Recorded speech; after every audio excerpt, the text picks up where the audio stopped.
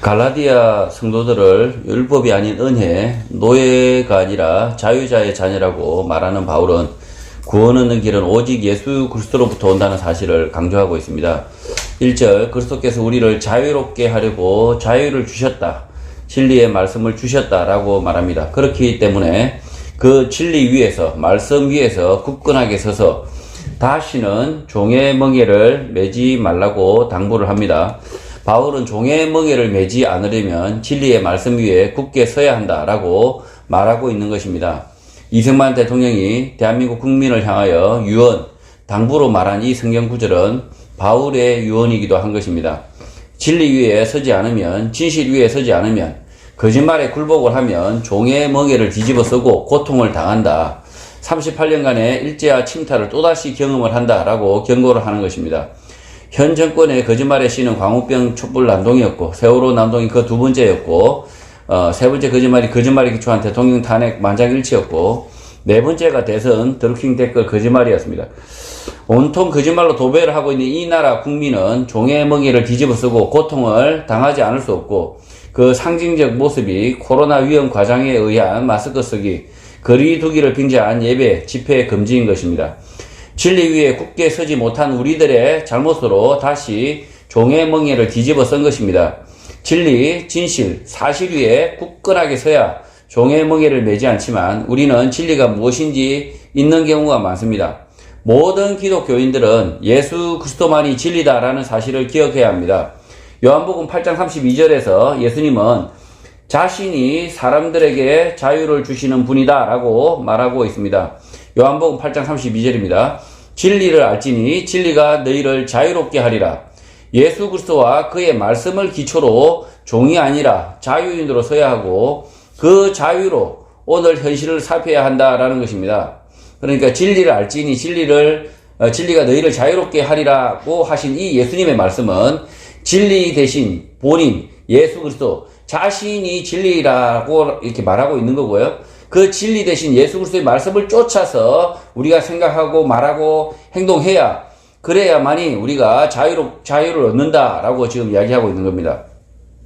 그래서 예수 그리스도의 말씀이 아닌 다른 것을 마치 권력이 말하고 있는 것, 사람이 말하고 있는 것을 진리로 쫓으면 결국은 종의 멍에를 뒤집어 쓸 수밖에 없다는 겁니다. 2절, 보라 나 바울이 너희에게 말하겠다라고 합니다. 중요한 발언을 할 때 주목을 시키는 것입니다.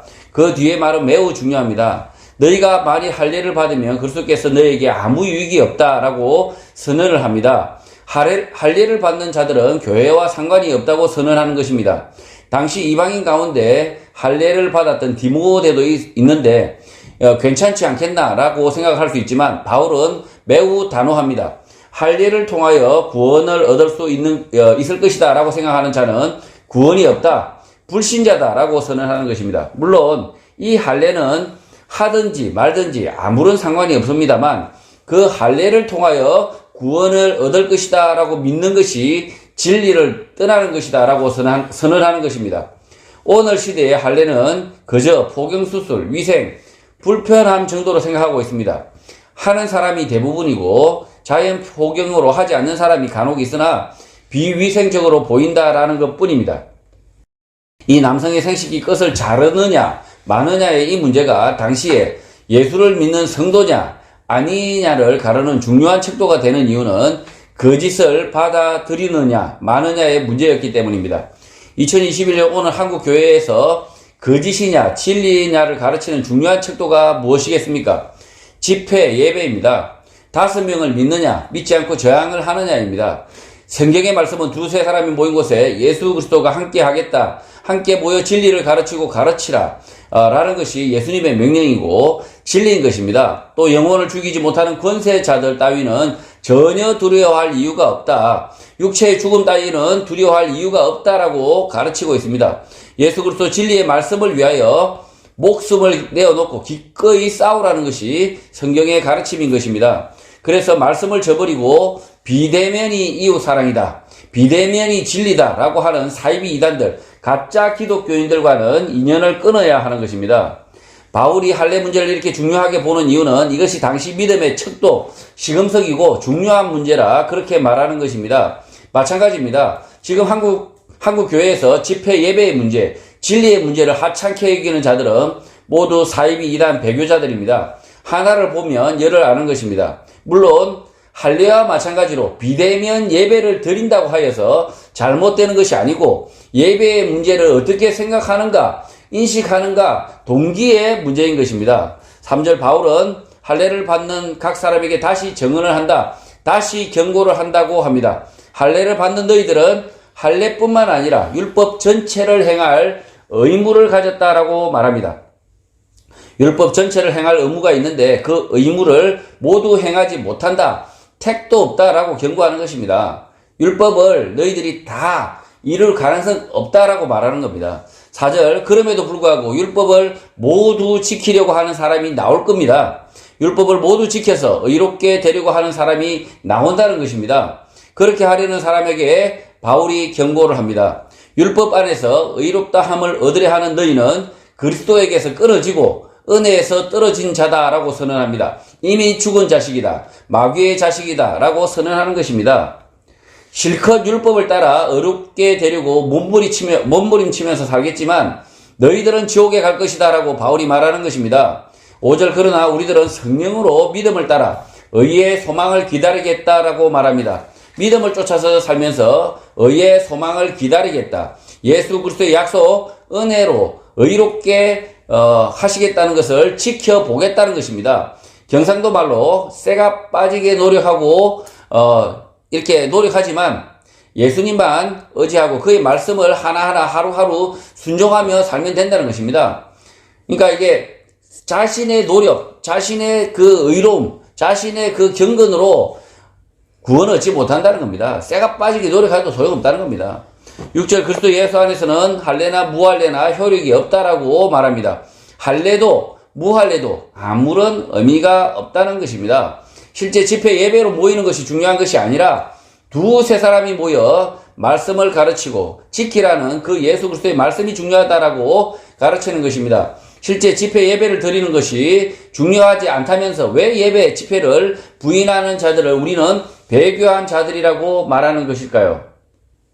그것은 지금 바울이 가르치듯이 실제 할례 무할례가 중요했던 것이 아니라 예수 그리스도로 구원을 얻는다, 예수 그리스도의 말씀만을 쫓아서 구원을 얻는다는 믿음을 버렸기 때문이라는 것입니다. 할례 무할례 따위가 구원을 얻는 것이 아니라 진리를 지키고자 하는 사랑으로서 역사하는 믿음으로 구원을 얻기 때문이라는 것입니다. 그러니 할례를 고집하는 자들은 복음을 떠난 자들, 구원 얻지 못할 자들이고 성도들의 모임, 집회 예배를 버리는 자들은 복음을 떠난 자들, 구원 얻지 못할 자들인 것입니다.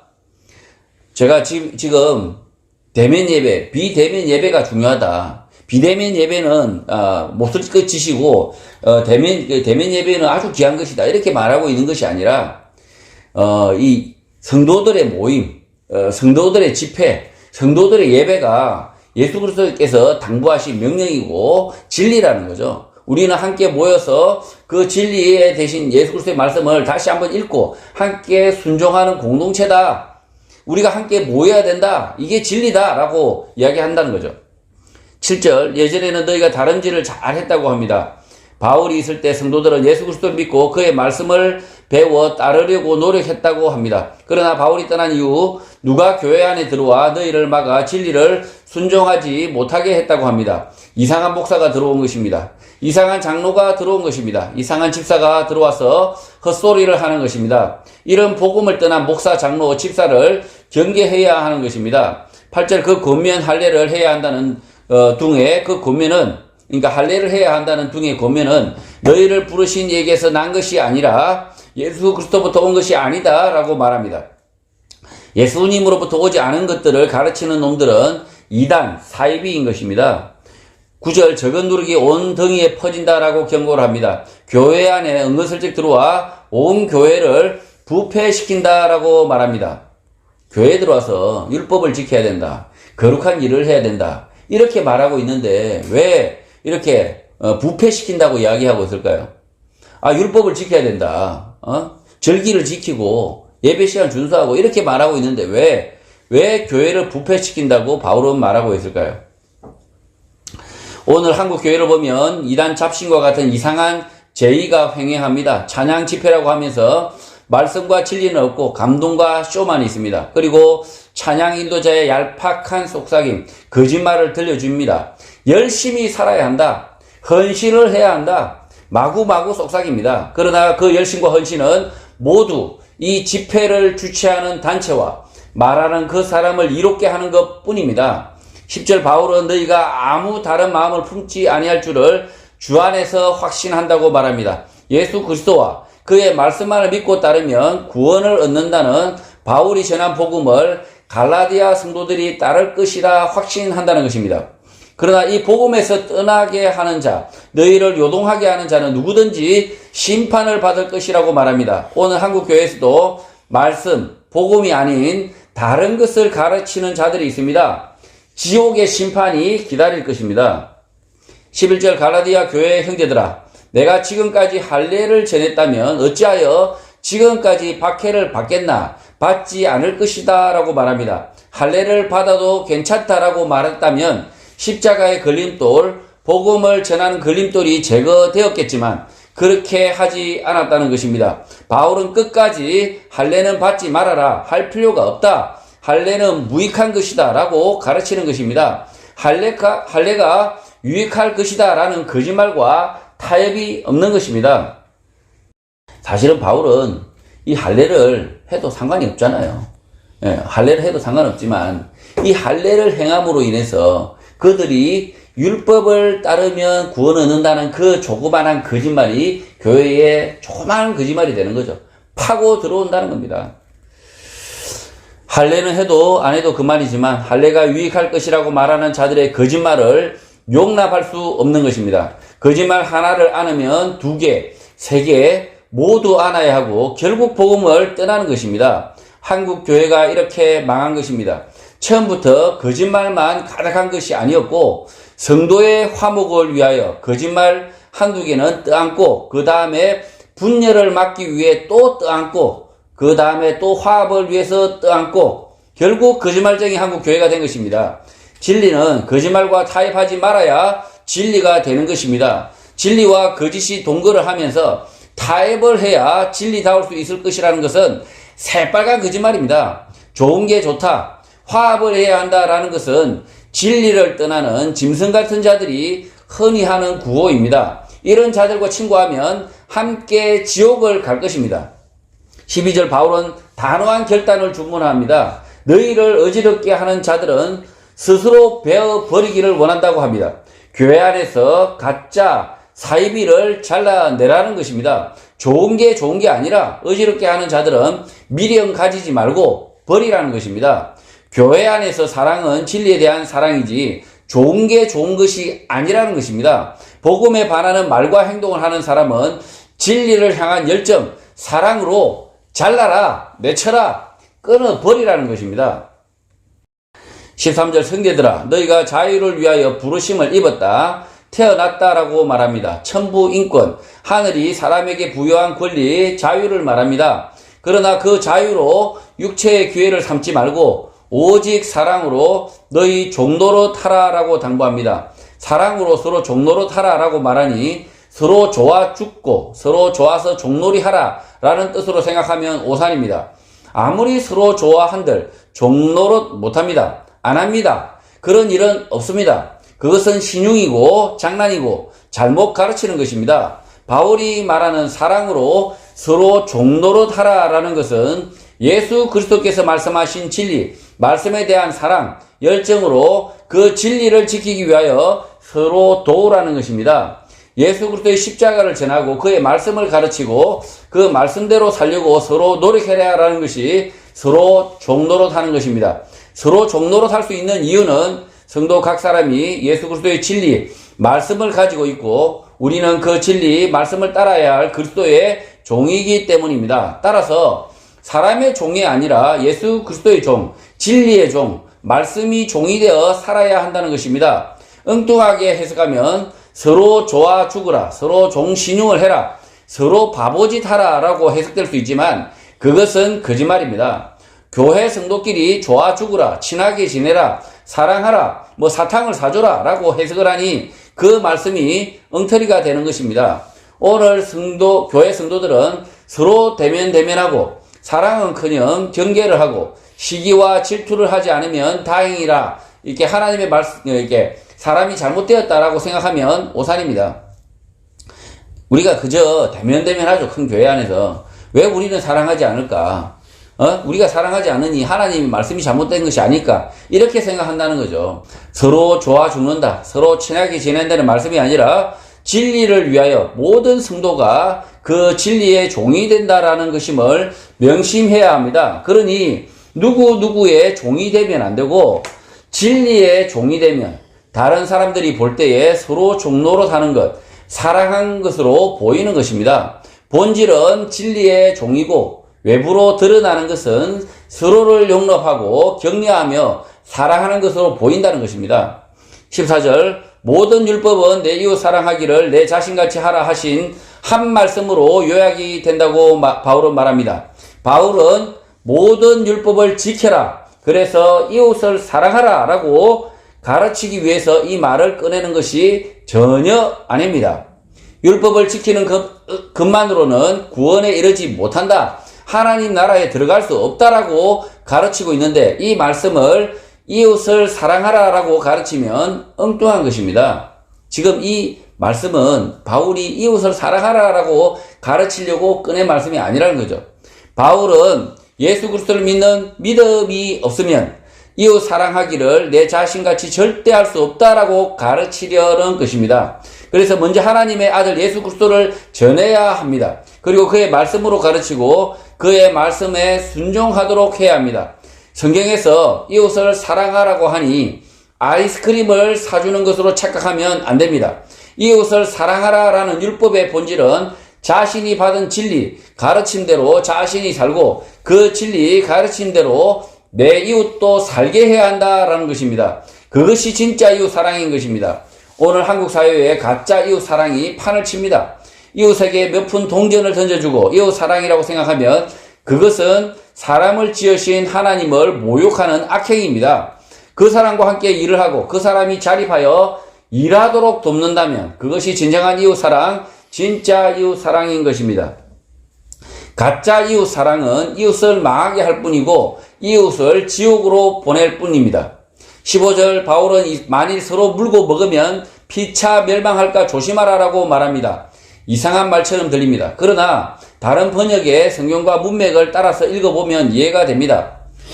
제가 NIV 성경을 읽어보겠습니다. If you keep on biting and devouring each other, watch out or you will be destroyed by each other.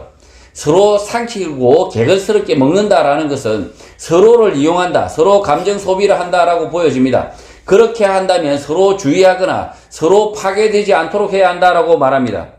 앞서 내 이웃 사랑하기를 내 자신같이 하라라는 말씀이 온 율법의 요약이라고 하였는데 그 말씀과 연결된 주의, 경고인 것입니다.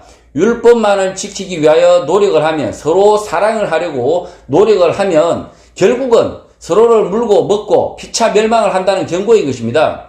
따라서 사람 간의 관계를 맺을 때 서로 물고 먹으면 안 된다. 서로 이용 가치를 따져서 이용해 먹고 버리는 관계, 서로 이익을 위하여 헐뜯는 관계가 되면 서로를 파괴하게 될 것이다. 이웃 사랑이 아니라 이웃을 잡아먹는 관계가 된다는 것입니다. 믿음이 없이는 내 이웃을 내 몸과 같이 사랑하라라는 말씀을 성취할 수 없고 내 이웃을 내 이익을 위하여 잡아먹는 잔인한 관계가 된다는 것입니다. 사람은 누구나 자신의 이익을 위하여 다른 사람과 관계를 맺으려는 악한 습성이 있으나 그러나 믿음이 있기 때문에 사랑으로 서로 종로로 살아라고 가르치는 것입니다. 진짜 다른 사람의 종이 되라는 것이 아니라 믿음, 진리를 앞세워 서로를 세우라는 것입니다. 부부관계 또는 남녀관계에서 이 점은 여실히 드러납니다. 서로가 진리의 종이 되어 서로를 섬기는지 아니면 자신의 이익, 탐욕을 위하여 서로를 물고 삼켜 서로를 파괴하는지 명확하게 구분이 됩니다. 우리는 서로를 삼키는 자, 서로를 이용해 먹는 자가 되면 안 되고 서로가 진리의 종이 되어 서로를 사람답게 세워줘야 하는 것입니다.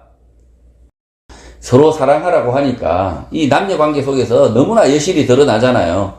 처음에는 서로 사랑하는 감정, 좋아하는 감정, 이 감정을 생겨서 서로를 정말 내 몸같이 아낄 것처럼 사랑하지만, 예, 지금 어떻습니까? 예, 우리 너무 아낄 것처럼 사랑해서 같이 결혼하고 부부가 되지만 지금 어떻습니까? 이 부부 관계 속에서도 이 감정으로만 이 우리가 좋아하는 그 감정으로만 이 사랑을 계속해서 이어갈 수 없다. 지금 바울이 가르치는 것은 그런 좋아하는 감정, 좋아하는 서로 마음으로만 우리가 서로 관계 맺는다면 결국에는 서로 삼키는 자가 될 것이다. 이용해 먹는 자들이 될 것이다. 이렇게 말하고 있고요. 그래서 우리가 예수 그리스도를 믿는 믿음, 진리가 우리 관계 속에 없다면 결국에는 잡아먹는 관계, 핥히는 관계, 물어뜯는 관계가 될 것이다. 이렇게 말하고 있는 겁니다. 그래서 지금 오늘 한국의 현실이 많은 가정에서 이혼이 일어나고 서로를 이용해 먹다가 버리는 관계가 계속해서 생겨납니다. 왜 그러냐면 믿음이 없기 때문이고요. 진리가 없기 때문이고요. 진정한 사랑, 하나님의 사랑이 없기 때문입니다. 16절, 앞서 서로를 잡아먹지 말라. 진리의 종이 되어 서로 사랑하라. 라는 명령, 율법을 어떻게 준수할 수 있을지 바울이 말합니다. 사람이 노력한다. 마음을 곧게 쓴다고 하여 내 이웃을 내 몸같이 여기지 못합니다. 바울이 그래서 내가 이른다, 알려준다라고 강조를 하는 것입니다. 바울은 갈라디아 성도들에게 너희는 성령을 따라 행하라 라고 말합니다. 성령을 따라가면 된다. 말씀을 쫓아가면 된다. 진리를 쫓아가면 된다고 가르칩니다. 그리하면 육체의 욕심을 이루지 않는다라고 가르칩니다. 성령을 따라 행하지 않으면 결국 이웃을 사랑한다고 하면서 이웃을 잡아먹는다, 이용해 먹는다, 서로를 파괴하게 될 것이다라고 경고를 하는 것입니다. 오늘 한국 사회는 진리, 말씀은 없고 온통 욕망, 탐욕, 성욕만 남아서 서로를 음란하게 이용하는 관계가 난무합니다. 이런 음란한 시대를 거슬러 살려면 성령, 진리를 쫓아서 말하고 행동해야 가능한 것입니다. 17절, 바울은 육체의 소욕은 성령을 거스르고 성령은 육체를 거스른다고 말합니다. 사람 내면에 육체의 본능이 죽지 않고 살아있어 성령, 진리를 거스른다, 방해한다 라고 말하고 성령은 사람의 본능, 육체를 거스른다고 하는 것입니다. 이 둘이 서로 대적하여 너희가 원하는 것을 하지 못하게 된다라고 말합니다. 여기서 너희가 원하는 것은 육체의 작은 욕심, 소욕, 탐욕을 이루지 못한다라는 말이라 좋은 뜻입니다. 육체의 본능을 대적할 수 있는 힘은 성령 진리밖에 없다는 것입니다. 18절, 너희가 만일 성령의 인도하시는 바가 되면 율법 아래에 있지 않게 된다라고 말합니다. 율법 아래에 매여 살지 않고 다른 사람의 평가, 눈치 아래에 사로잡히지 않고 자유롭게 성령의 인도하신 대로 살 것이다 라고 하는 것입니다. 19절, 바울은 육체의 일은 분명하다, 뻔하다고 말합니다. 곧 음행과 더러운 것과 호색과 20절, 우상 숭배와 주술과 원수 맺는 것과 분쟁과 시기와 분냉과 당짓는 것과 분열함과 이단과 21절, 투기와 술 취함과 방탕함과 또 그와 같은 것들이다 라고 말합니다. 성적 타락과 동성애, 우상 숭배, 주술, 원수 맺는 것, 분쟁, 시기, 분냄, 당짓는 것, 분열, 이단, 투기, 술 취함, 방탕함 등인데 육체의 본능에 충실하면 이렇게 된다, 이렇게 살게 된다는 것입니다. 진리, 성령이 없는 삶은 뻔하다는 것입니다. 전에 너희에게 경계한 것 같이 경계하는데 이런 일을 하는 자들은 하나님의 나라를 유업으로 받지 못할 것이다, 지옥으로 갈 것이다 라고 예고를 합니다. 사람이 본능만을 쫓아가면 반드시 지옥으로 갈 것이다, 자동으로 지옥으로 갈 것이다 라고 말하고 있는 것입니다. 22절, 오직 성령의 열매는 사랑과 희락과 화평과 오래 참음과 자비와 양성과 충성과 23절, 온유와 절제니 이 같은 것을 금지할 법이 없다라고 말합니다. 육체의 본능을 거슬러 성령을 쫓으면 이런 열매가 맺히는데 이 같은 것을 방해할 법이 없다, 누구나 이룰 수 있다라고 말하는 것입니다. 방해할 방법이 없다. 이 말은 누구나 성령을 쫓으면 육체를 거슬러 본능을 거슬러 살 수 있다라고 이렇게 진리를 말하는 겁니다. 육체를 따라 방탕하게 사는 그 누구도 성령을 쫓아 거룩한 삶이 가능하다고 말하고 있는 것입니다. 회개하고 성령을 쫓는 삶을 살 수 있다고 가르치는 것입니다.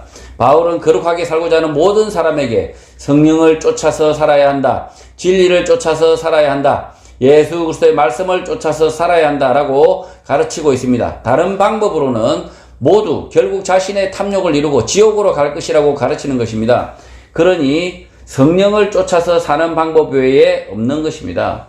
24절 그렇게 살 수 있는 이유, 회개하고 돌이킬 수 있는 이유는, 성령을 쫓아서 살 수 있는 이유는 그리스도 예수의 사람들이 육체와 함께 그 정욕과 탐심을 십자가에 못 박았기 때문이라고 말합니다. 인간 스스로 자신의 본능, 욕망, 탐욕에서 벗어날 수 없습니다. 그러나 이 본능, 욕망, 탐욕에서 벗어날 수 있는 이유는 예수 그리스도가 십자가에 못 박혔고 그 십자가에 내 정욕과 탐심도 못 박혔다고 가르치는 것입니다.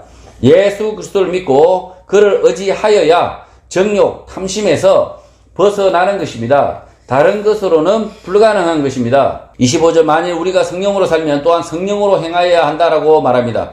육체를 따르지 않고 성령으로 사는데 말이 아니라 행함이라고 말합니다. 믿는다고 하면서 믿음대로 행동하지 않고 가만히 있으면 가짜 믿음이라는 것입니다. 진리 성령을 믿으면 행동할 수밖에 없습니다. 그 진리가 우리를 가난한 자에게, 옥에 갇힌 자에게 찾아가도록 행동하도록 요구하고 있기 때문입니다. 26절 성령으로 행하면 헛된 영광을 구하여 서로 노엽게 하거나 서로 투기하지 않는다라고 말합니다. 헛된 영광을 구한다라는 것은 사람들 가운데 자랑할 만한 것을 한다는 것이고 이것 때문에 서로 노엽게 하거나 서로 투기하게 된다는 것입니다. 뭔가 사람들 가운데서 칭찬받을 일인데 이것이 헛된 영광을 구한다라는 것이 될 수 있다라고 경고를 하는 것입니다. 교회가 성령 진리를 따르지 않고 엉뚱하게 헛된 영광을 구할 때가 많습니다. 교회가 해야 할 거룩한 일은 사람의 목숨, 육체를 살리는 일이 아니라 영혼을 살리는 일입니다. 또 환경을 보존하는 일이 아니라 성적으로 타락한 문화를 걷어내는 것입니다. 그럼에도 불구하고 교회는 엉뚱하게 병원을 짓고 환경 보존에 앞장서는 등 주객이 전도된 일을 하는 교회가 많고 그것을 한다고 다툼, 시기, 분쟁도 생기게 됩니다.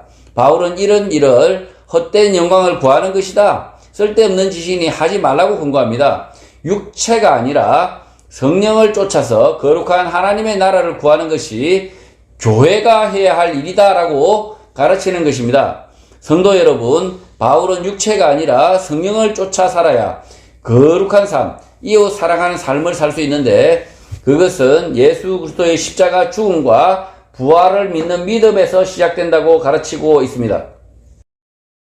인간 스스로 성령을 쫓아서 진리를 쫓아서 살 수 있는 방법은 없었으나 예수 그리스도로 인하여 성령을 쫓아서 살 수 있고 그 성령의 열매가 사랑과 희락과 화평과 오래 참음과 자비와 양성과 충성과 온유와 절제라고 가르치고 있습니다.